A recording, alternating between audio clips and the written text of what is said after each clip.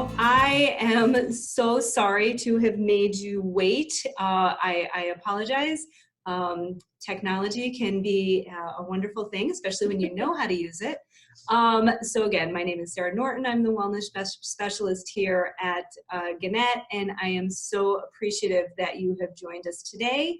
We are thrilled to be welcoming Marla Pelletier of Inward Office back to join us. If you are not familiar with her, she's joined us previously to work on meditation and other mindfulness topics, as well as some desk exercises. And we have all of her previous videos and webinars posted to our Simply Good Life Wellbeing intranet and our Good Life YouTube site.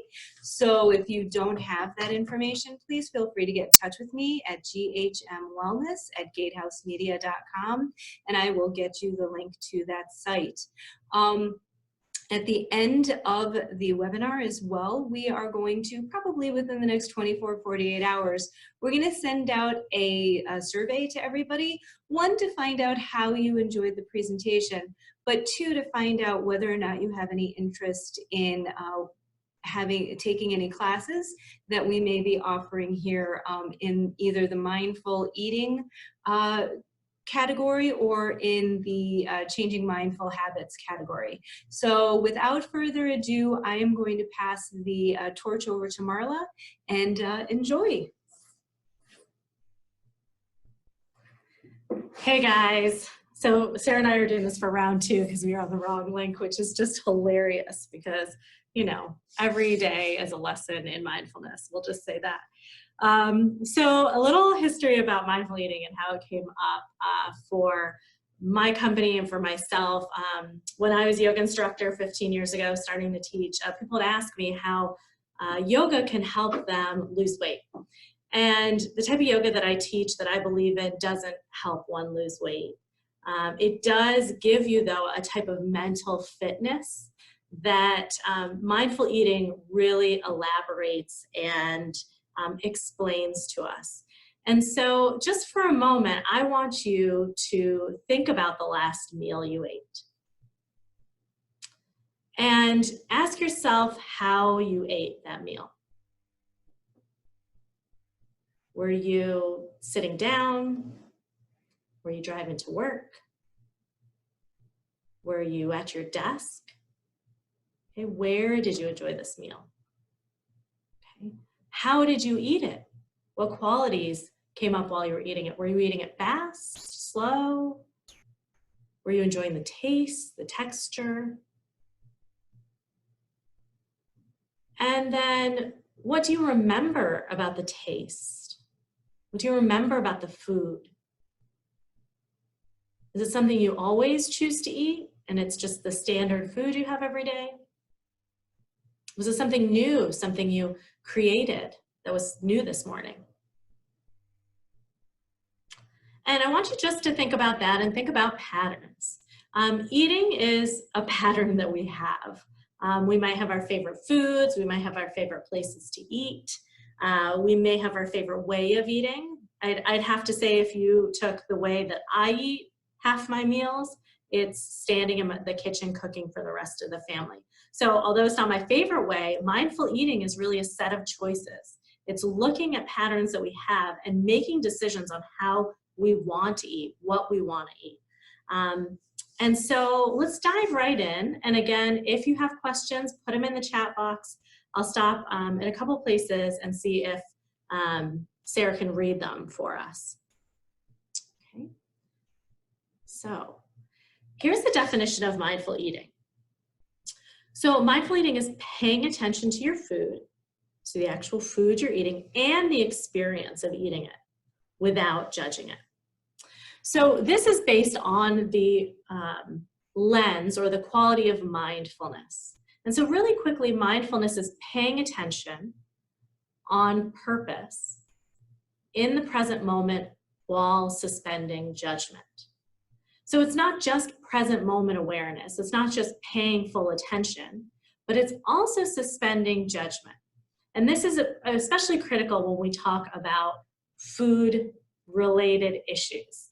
Okay, a lot of us have a really strong inner critic in our mind especially if we dealt with weight issues, body issues, if we've got a lot of questions about how to eat and gaining more control over it. And so when we start to reserve judgment, when we start to approach things non-judgmentally, we're approaching things with an attitude of curiosity. How do we become more curious about our experience? And then gain deeper wisdom. Okay, how do we gain more, how do we cultivate really curiosity and then gain deeper wisdom? And so when we take this lens of mindfulness, we can put it on anything. Okay, here today we're talking about eating, but also we can put this lens of mindfulness on our daily commute, on our work life, on our relationship with our friend. We can put it on anything, and really it's a new way to approach situations. I do a lot of talking about mindfulness for stress management, because when we get into survival mode, we go back into old patterns of behavior. Okay, so again, thinking about your eating habits as a set of patterns, we're going to take a look at them with a different perspective, a different lens. Okay, so mindful eating is really this middle way. Okay, this middle way between restricted dieting, which many of us are familiar with, some form of dieting, and that mindless overeating. It's trying to give you a new choice, which is how to make flexible decisions and still keep that joy of eating in your life, right? I remember one of the first clients that I met with, and she and I were walking through the office, and we stopped in the gift store, and someone was buying a brownie from the gift store, and she said, "Oh, this is Marla. She's gonna talk to our employees about mindful eating." And the woman was like, "Oh my gosh, you caught me buying a brownie." And I was like, well, you know, buying a brownie is not an issue. You know, enjoy your brownie. The question is does that brownie help you in the way you want to be helped? Does it meet your goals? Does it support your condition management? How is that piece of brownie helping you fulfill your needs right now? Okay, and so a lot of what we delve into in the longer program is really we have this nutritional need for food, and then we have all the other reasons that we eat food. Okay, so one of the really key components, so I'll say right out, I'm not pretending to be a dietitian, a nutritionist. I'm not going to give you a list of here's the right things to eat, here's the wrong things to eat. The part where I'm the expert is about how to guide you back to your internal wisdom. Okay, how to give you exercises that have you reflect and question what's going on inside so that you might be able to make better choices. Okay, so when we start to consider mindful eating, putting this lens of mindfulness on our eating patterns, we're trying to guide ourselves back to this, you see this list of internal wisdom. So what are the thoughts we're having when we're eating food? What are the emotions? What's our hunger in this moment when we decide to engage eating? What's the flavor of the food we're having? And what are our levels of fullness? And so we dive into each of those really fully in a longer session, just to give you a little bit of background or a little bit of a deeper understanding. Fullness is not, it really relates to kind of bloating almost. We do an exercise where we drink a lot of water and on an empty stomach and see what that kind of fullness feels like. Many of us have that experience of being very full at Christmas or Thanksgiving. So a lot of us have the experience of what food fullness is like, but what's a non-nutritional kind of fullness? Okay, and many of us have access. So this kind of old information that we're used to having is this external knowledge. So you can see the list here. What's the nutritional value of the food, right? Should I have kale or should I have chips? Right? What's the nutritional value? We can learn about the calories in a certain food and decide how many calories am I putting in my body today and how many am I burning, right? What's my metabolic rate? What foods do I need to manage my condition? These are different ways that we manage our food intake, that we choose to eat based on external knowledge. Okay, and also that kind of relates to that restricted dieting. When we choose to go on a diet, it's often based on somebody else's evaluation of the food we should or shouldn't eat. And so there's plenty of places to get this external knowledge, but the thing about mindful eating is that we're trying to gain access to this internal wisdom. Okay, and nobody's going to write a book on what your thoughts are on Ida's pie, right? You might be choosing to eat her pie out of grief because you know she's going to be dying and you won't get too many of these pies in the future.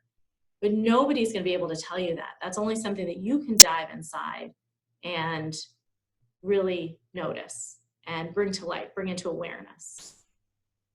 Okay, so just take a moment and think about what are some of those other maybe ways that you understand external knowledge.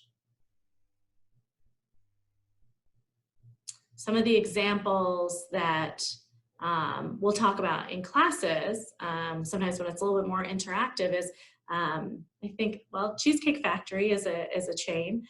When you're given a plate of food at Cheesecake Factory and they say, this is one serving, are you using the knowledge that they're kind of imparting to you? Okay, this is one serving, go ahead and eat it.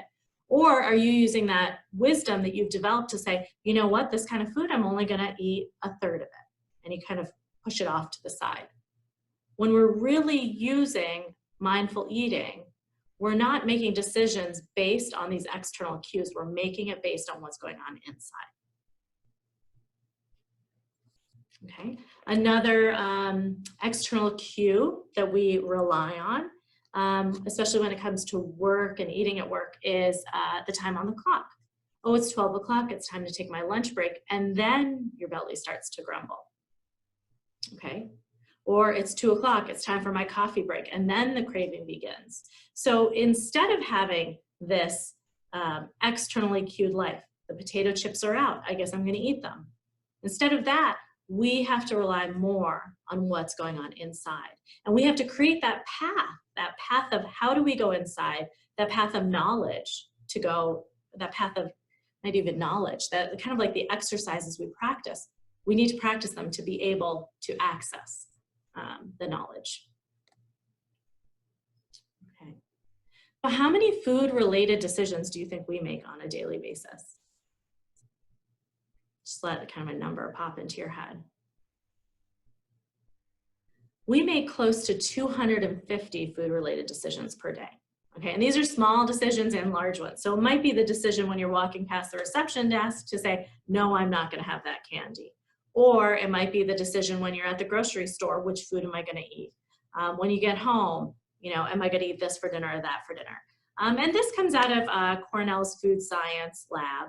And many of these decisions are automatic. We're not making them on a very conscious level. They're just going on beneath the surface. And so when we're bringing this into the light of mindfulness, we're trying to bring awareness to these habits, these patterns of eating, okay? And then when we kind of dive into a longer classroom experience, we're taking those patterns and seeing which ones are useful for us and which ones are no longer useful. When I did the longer class series, when I went through a full mindful eating course, I noticed that one of those patterns that I had was eating after 9 p.m. So if I was on the first floor of my house, so floor with the kitchen, and it was after 9, I would definitely have a snack, and most likely that snack would be junk food. Okay, and so I made that decision that that was a pattern that I had and that it wasn't serving my interests and that I had to do something to help myself with that. So one level of that is just becoming aware that that pattern exists at all. The second one was doing something to change it. And so for me, I try to go upstairs or stay out of the kitchen after 9 p.m. To be frank, it still comes up every so often. The other night I was working late, it was 10:30 and I felt that urge. Another kind of skill that we develop when we start to practice mindful eating is how do we surf the urge?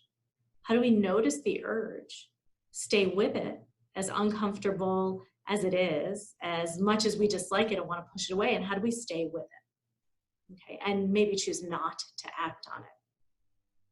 Right? And so when we recognize that we want to change, going back to the slide here, we're cultivating this patience, this spaciousness, and even this compassion to change and maintain it.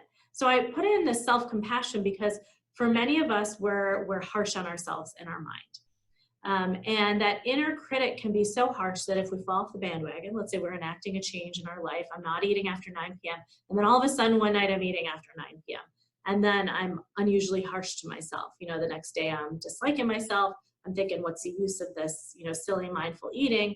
What's the use of changing this habit? And I'm getting on that bandwagon of being down on myself. When we cultivate self-compassion and self-kindness, we're able to recover and go back to maybe those healthy choices. But really we want to cultivate a way to be able to recover and get back to a positive habit. Okay. Sarah, what's my time check? I don't have a... It is 1:52. Okay. And so what I want, usually right here where we would meditate, but what I'm going to do is instead of meditating now, we'll do it with our experiential part in just a little bit. So the practice that we're doing on a daily basis in addition to mindful eating exercises is meditation. Like I said, we have to cultivate the spaciousness.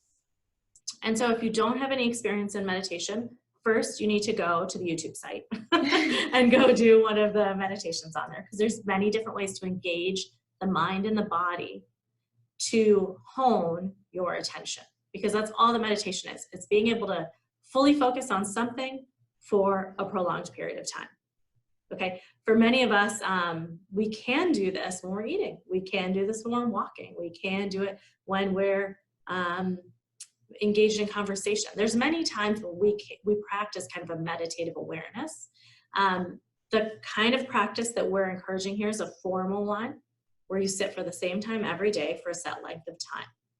And it doesn't have to be a crazy amount of time. My practice is 30 minutes twice a day. That's come after many years of being like, I'm gonna do it, right? But it can be as little as 10 minutes a day, okay? And so for some of us, that's just trading out our social media time or trading out our, maybe the time that we're deciding what to eat. I'm not sure, but 10 minutes usually we can fit in somewhere. And then there are these informal practices in meditation, like the mini meditation before a meal. And we'll practice that today with our taste awareness.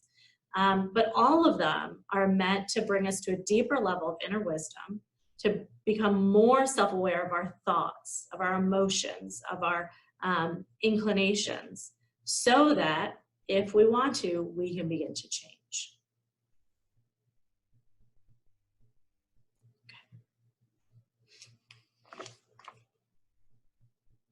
So like I said, usually we meditate here, but we'll do just a little bit before we do our exercise. Okay, so this program is based on Jean Christeller's work. She is a psychology PhD out of Indiana State University, and she studies binge eating. And she had met Jon Kabat-Zinn, who's another one of the kind of fathers of mindfulness in medicine in America. And he and she got together and created a curriculum called Mindfulness-Based Eating Awareness Training. And so the NIH study that they got funding for was asking, can mindful eating help with binge eating disorder? Okay, and so the reason that I chose this program and that I thought this was particularly pertinent for just Americans, really, is because binge eating is defined by 5 things. 1, it's starting to eat when not physically hungry. Okay? Eating more than necessary in a 2-hour time frame. There's a lack of control over how much one eats. Okay, so eating more than necessary in 2 hours, a lack of control. I mean, that's pretty much every American holiday, right? It could be Christmas or Thanksgiving very easily, but a lot of us have that experience. Eating until uncomfortably full. I remember my 10-year-old son saying, well, I'm not full. And I said, well, what makes you feel full? And he voiced it's that feeling of being stuffed, like the body's bloated, okay? There's feelings of regret and disgust to follow. So those 5 things, when you put them all together, is binge eating. Now, if you take any one of those, we've all experienced them, right? Feeling of regret and disgust, that's like the time you had a couple extra pieces of pie, right? Or starting to eat when not hungry. I mean, a lot of us have emotional eating. So what happened over the 12 weeks of hour-and-a-half classes and daily meditation practice is that these 150 participants, okay, with an average BMI of 40, at the end of the study, 95% of the mindful eaters were no longer binge eaters. Okay? 76% of the cognitive behavioral group were no longer binge eaters, and 48% of the control group. And so the average BMI, just usually I stand up in front of the group and say, okay, look at me and add 100 pounds. But I'm 5'6". If I weighed 250 pounds, that would be an average BMI of 40. Okay. So what they found here, the big takeaway that Jean Christeller found was that chronic dieters and compulsive overeaters are disengaged from internal self-regulation. And they're overly influenced by external cues, belief systems, and emotional signals. So really, as I said, I feel like a lot of us deal with this same thing. We're overly cued by what's going on outside. What time is it? What's the plate size at Cheesecake Factory? How big is my plate? How big is my bowl? I've got to fill it up to the top. We have these external cues that we rely on, and we rely less on what's going on inside. And so not only this program, but other mindful eating programs have also found that this helps people lose weight, keep the weight off, so not have like a relapse, cope with anxiety and depression around food and body issues, and improve symptoms of type 2 diabetes. And I don't think a longer program like this has to be enjoyed by only people that have issues with food or body issues. I found that it was a really useful program just to really take that lens of mindfulness and put it on a pattern of behavior and see if I can change it. Okay. So really the longer workshop goal, even our goal today, is to discover a pattern and see if we can sustain it or we can change it in a sustainable way. Okay, so that we're not yo-yo dieting or, on the next new thing. So really it's about this internal self-regulation, okay, and not strong-arming ourselves to change, okay? It's creating flexible decisions so that when somebody asks you, hey, do you want a soda with your food, you can consider, do I want a soda? Instead of just saying automatically, yeah, I want a Diet Coke. Or when you get home, automatically going for the chips, because you can say, hey, am I actually hungry? Right, creating that spaciousness to ask a question. All right, so I'm gonna just take a peek at questions. Were there any questions that popped up, Sarah? Not yet. Okay. All right, so you can always feel free to email Sarah afterwards if you do have questions. But I do wanna do a taste satisfaction exercise with you. This is traditionally done with chocolate. And since we're non-local here, I am not gonna give you these delicious pieces of Dove chocolate. So you're gonna use whatever food you do have. And so I want you to go ahead and get the food and place it right in front of you. And I'm going to lead you really moment by moment through our experience of eating today. Okay, so you're not even gonna, what you can do is if you have something in a container, you have to open it or prepare it, go ahead and prepare it and put it in front of you. And then I'm gonna ask you to set aside cell phones, beeps from email, anything else around you, maybe close the door to your office because we are gonna have our eyes closed. I want you to feel safe and comfortable wherever you are.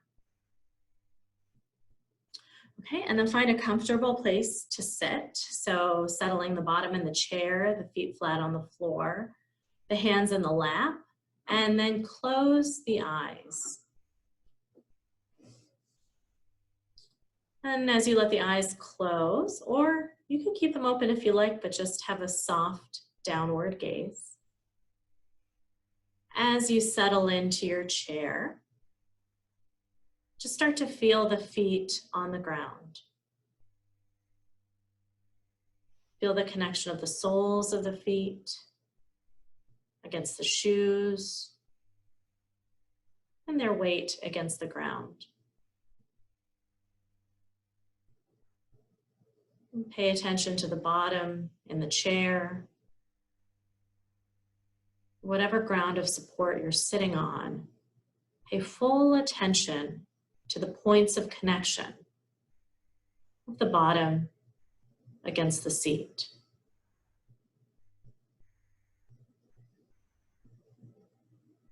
And then notice how you're sitting, lifting the shoulders over the hips, tucking the chin slightly to reach up through the crown of the head.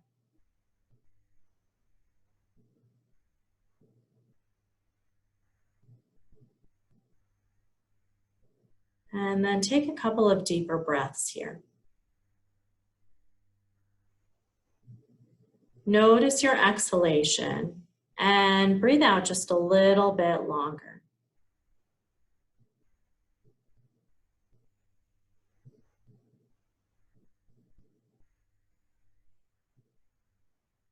And then notice the inhalation here. Notice the start of the inhalation to its end, and the start of the exhalation to its end.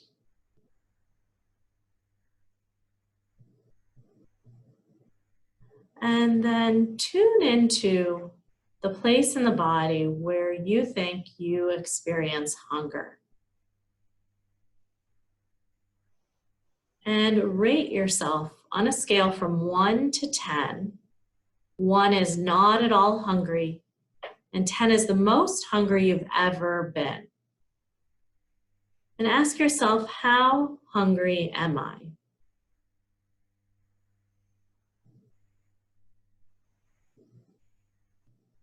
And then ask yourself, how do I know this?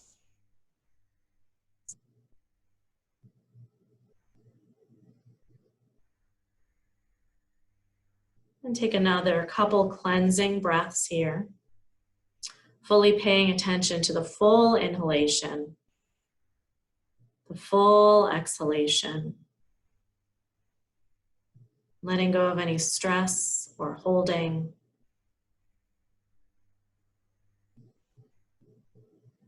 And then very slowly blink the eyes open. Go ahead and take a look at the food right in front of you. And you're going to choose where to start. So find the first piece.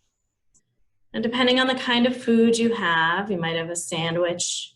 We just have to have about 3 bites of the same food. Okay, so go ahead and pick up that piece of whatever food, whatever it is, take a look at it. And I want you to look at it like you're looking at it for the first time. What color is it? What shape? What size? How does it feel between the fingers and the hand? Okay, look at it with artist's eyes or alien's eyes. And then go ahead and lift it up to the nose and start to smell it. What does it smell like? And then bring it up to the ear and listen to it. Some food has sound. Okay, move it around. What do you hear? Right, and then bring it to the lips and just place it right against the lips. Oh, with some food, this may not work. You're having a bowl of soup, that might not work. All right, and then go ahead and place it in the mouth. And as you place it in the mouth, begin to notice flavor right away.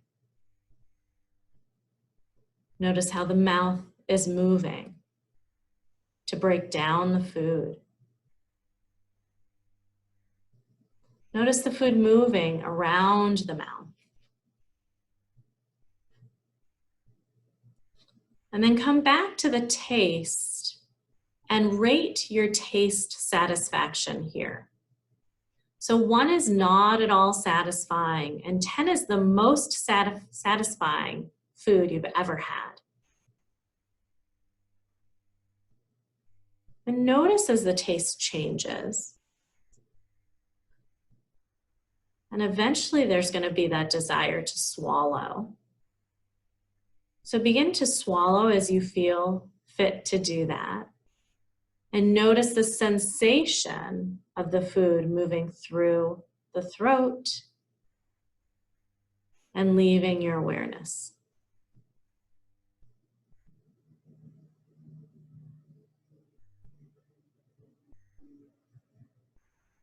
Okay, don't feel rushed. Everyone's going to have a different experience with different kinds of foods. We're going to go on to the next bite. So go ahead and put the food down if you're holding it. Place the feet again flat on the floor, hands in the lap, close the eyes.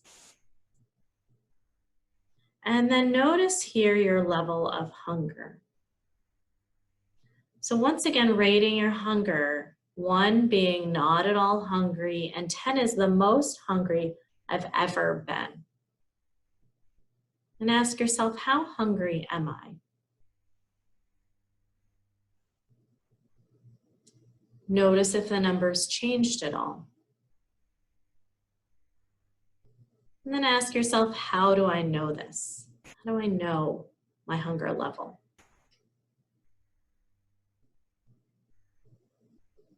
Okay, once again, opening up the eyes, take a look at your food.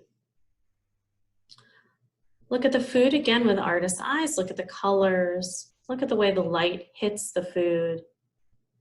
Pay attention to the shape of the food, feeling it in the hands, between the fingers. Have a tactile experience of this food.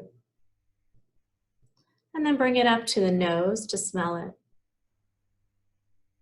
Bring it up to the ear to listen to it. Okay, place it against the lips. Feel it. Okay, and then go ahead and place it in the mouth. And begin to chew the food. This time bringing attention to any thoughts that you have about this food. Any emotions that are present. Notice any evaluations or judgments about the food. And then rate your taste satisfaction. 1 is not at all satisfying, and 10 is the most satisfying food I've ever had.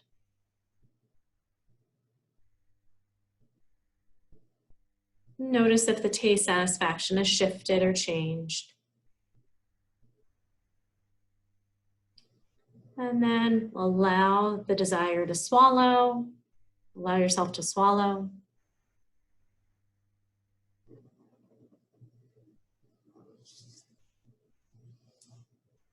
And then close the eyes as the food disappears, as it leaves your awareness. Close the eyes once again, settle into your seat, place the food down. And notice here what level of hunger you're at. 1 is not at all hungry, and 10 is the most hungry you've ever been. How hungry am I? Has this number changed? And how do I know my level of hunger? And take a couple of cleansing breaths, breathing in calm, exhaling tension. Breathing in length and openness and energy. Breathing out, settling into your seat. One more breath. We're going to do this one more time. So blinking the eyes open.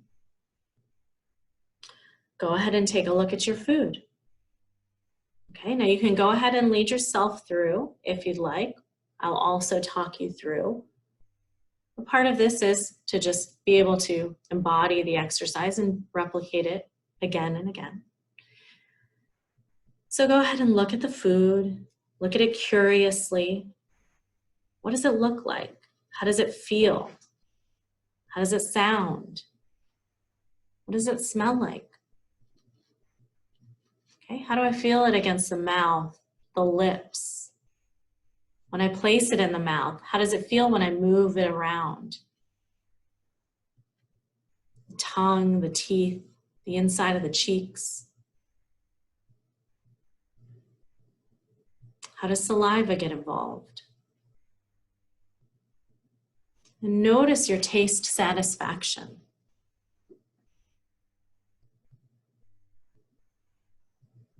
Notice any other thoughts, emotions. physical sensations. What's going on in the throat, in the belly?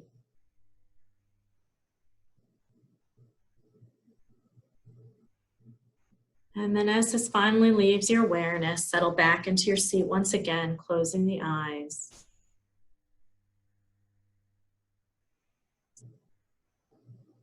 Notice any changes in the body.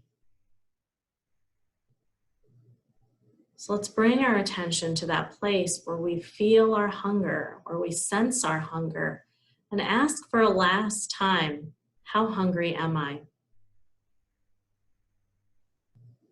On a scale from 1 to 10, 1 is not at all hungry, and 10 is the most hungry I've ever been.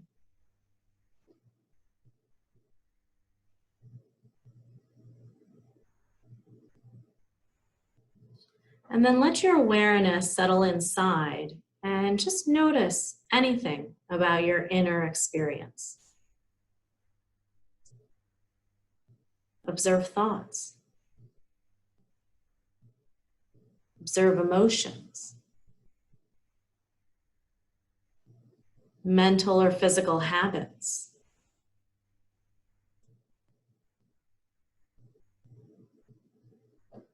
And then lastly, bring the attention to the sounds around you.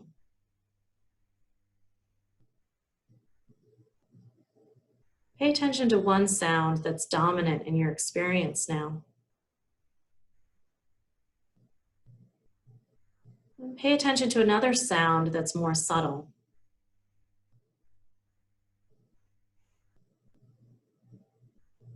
And then let the practice go, noticing the feet on the ground, the bottom in the chair. And then slowly tuck the chin and blink the eyes open. And if you can, open up that chat box, write anything that you may have noticed in that exercise. So this may be, did your hunger level change? What did you start at with your hunger level and end at?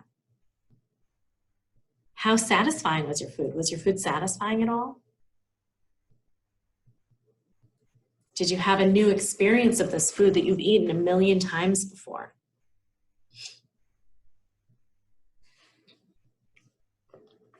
What was it like to listen to your food or to feel it against your lips? I know when we do this with chocolate, people always say, oh, you're teasing me because we're putting the chocolate against the lips, we're listening to it, we're smelling it. We're not, I have my little piece of chocolate here, we're not eating it right away. And that's really a cool part about surfing the urge is, what are all the different experiences we're having of this food other than just ingesting it and throwing it to the back of our mouth? So I think we have a couple minutes, so I just want to see what items came up in the chat. Can you share that, or can you say them out? Sarah, is that possible? So not a lot have come up. Okay. So I don't know if if people are very relaxed Yep. and enjoying the sensation of their food. I know for me, I eat peppers almost every day, and I noticed the taste a lot more intensely than I think I usually do. Usually I just kind of inhale them. And I also wasn't as hungry going through this. So I thought that was a really interesting sensation. So there's really different things that we might observe as far as our, oh, I guess I can't see the chat. Let me see this. You save your food better when you take the time. Yep. Okay, so just looking at the chat, I think that everyone can see this, but a few things that have come up too in other groups that we've worked with. One is like how slow this experience is. We're used to taking our food and not putting our fork down, not putting the food down. And so we're used to really eating it quickly, right? So one of the key kind of takeaways is just slowing down, we get time to observe, right? Sarah observed a different taste that maybe she's never noticed. I'll say quite frankly, this exercise has ruined a few lunches in its day. People will say, I thought I liked this, and when I pay attention to the food itself, I don't, or I enjoyed it more. People with the chocolate say sometimes, usually I just have a whole handful of Hershey Kisses, and this time I didn't even want 2, I just wanted 1. So some of the takeaways from the study were that people were able to decrease the amount that they were eating when they could fully pay attention to the food. And so with something like sweets, with something like chocolate, our trigger foods or the foods we crave, when we can really sink into paying attention to the food, we sometimes eat less of it. Okay, this is going to change though. It's going to change with how much hunger you're feeling at any one time. It's going to change with the type of food. It's going to change with your hunger level, type of food, the time of day, the meal time. One of the things that was shared here on the chat, I didn't enjoy my banana at all. I like them better when I ate them quickly.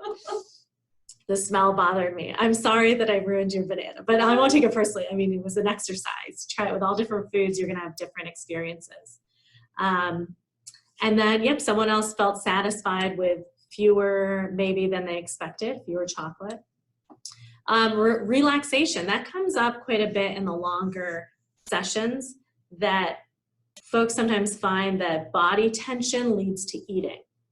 And sometimes if we just take a moment, and one of the first exercises that we learn in the longer series is a mini meditation before we eat. Okay, the same way someone sometimes says grace before they eat, you just sit quietly before your food and just take a moment to kind of release tension, check in, notice what's going on. And sometimes that can help us make a better decision on what we're eating, why we're eating, how we're engaged with the moment. And so this practice is really just meant to give you another tool to play around with. I'd love it if for your homework, I think I added a slide here. Oh, well, let me get out of the chat a little bit. Oh, maybe I didn't add it. Oh, yeah. So our reflection here, the real work when we want to change a pattern, when we want to observe something new, begins when we're, off this webinar. What kind of patterns do you have? When you look at those patterns, where do you notice the desire to change? Can you try this exercise at another time of day with another food and another level of hunger? Okay. And then even right now, if you got something out of it, if you found, one piece of information useful, could you write it down right now to help you change right away? Alter something right away. Like, I'm going to put my fork down after every second bite. I'll take 2 bites and I'll put my fork down. Can I just sit down and release tension right before I eat? Can I simply ask myself, is this food in a pattern of behavior instead of something I've consciously chosen? Okay, and these are all the types of kind of reflections that we do throughout the course.